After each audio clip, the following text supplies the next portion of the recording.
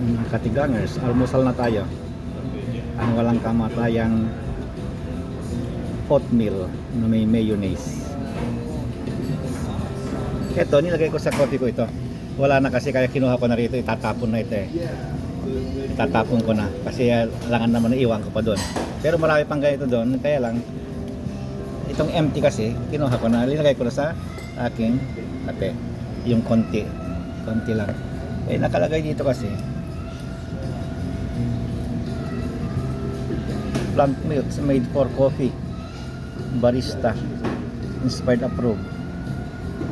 Ayan, kaya siguro sabi ko best from plant, ibig sabihin healthy soy milk. Ayan, yun ang nilagay ko dito, pero konti lang. Ito naman yung dessert ko, malilit din yan. At saka ito, ilalagay natin yung ano, yung ating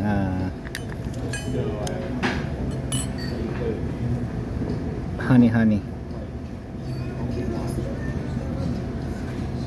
Yung mga ibang ano dito, iniiwan yan pag kahit empty, iiwan doon. Sa akin hindi.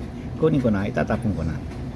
Pag nagtapon ako ng mga dito, ano, mga pinagkainan ko, itatapon ko na rin yung empty pack ng gatto 2025. Kailan ba November expiration ng ano, dinadouble check ko kasi. Okay, yun lang. Kainan na mga katigangers. Bye bye.